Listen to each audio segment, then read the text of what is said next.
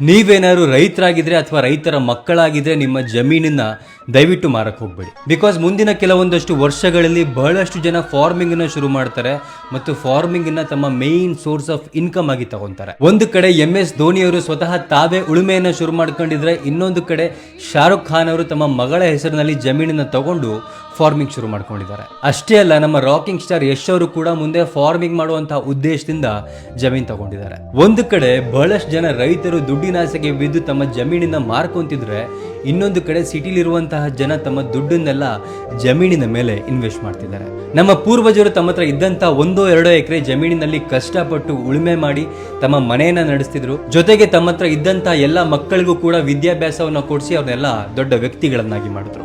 ಆದರೆ ವಿದ್ಯಾವಂತರಾದಂತಹ ಮತ್ತು ದೊಡ್ಡ ದೊಡ್ಡ ವ್ಯಕ್ತಿಗಳಾದಂತಹ ಮಕ್ಕಳು ಯಾವ ಹೊಲದಿಂದ ತಾವು ಅನ್ನ ತಿಂದಿದ್ರೋ, ಯಾವ ಹೊಲದಿಂದ ತಮಗೆ ಎಜುಕೇಶನ್ ಸಿಕ್ಕಿತ್ತೋ, ಆ ಹೊಲವನ್ನ, ಆ ನೆಲವನ್ನ ರಿಯಲ್ ಎಸ್ಟೇಟ್ಗೆ ಮಾರ್ಬಿಡ್ತಾರೆ. ನಿಜ ಹೇಳಬೇಕು ಅಂದ್ರೆ 1 ಎಕರೆ ಜಮೀನಿನ ಬೆಲೆ ಲಕ್ಷಗಳಲ್ಲಿ, ಕೋಟಿಗಳಲ್ಲಿ ಇರಲ್ಲ ಸರ್. ಆ 1 ಎಕರೆ ಜಮೀನಿಗೆ ಎಷ್ಟು ತಾಕತ್ತಿರುತ್ತೆ ಅಂದ್ರೆ, 100 ಜನರಿಗೆ ಅದು ಊಟ ಹಾಕ್ಬೋದು, ಬಹಳಷ್ಟು ಜನರಿಗೆ ಎಜುಕೇಶನ್ ಕೊಟ್ಟು ದೊಡ್ಡ ದೊಡ್ಡ ವ್ಯಕ್ತಿಗಳನ್ನಾಗಿ ಮಾಡ್ಬೋದು. ಸೊ ಹಾಗಾಗಿ ನೀವು ಯಾವ ಫೀಲ್ಡ್ ಅಲ್ಲಿ ಬೇಕಾದ್ರೂ ಇರಿ, ಎಷ್ಟೇ ಎತ್ತರಕ್ಕೆ ಬೆಳೆದಿರಿ, ಹಳ್ಳಿಯಲ್ಲಿರುವಂತಹ ನಿಮ್ಮ ಅಜ್ಜಿ ತಾತ, ನಿಮ್ಮ ತಂದೆ ತಾಯಿ ಮಾಡಿರುವಂತಹ ಹೊಲ ಗದ್ದೆಗಳನ್ನ ದಯವಿಟ್ಟು ಮಾರ್ಕೋಬೇಡಿ. ಈ ವಿಡಿಯೋನ ನಮ್ಮೆಲ್ಲ ರೈತ ಬಂಧುಗಳಿಗೆ ಮತ್ತು ರೈತರ ಮಕ್ಕಳಿಗೂ ಕೂಡ ಶೇರ್ ಮಾಡಿ.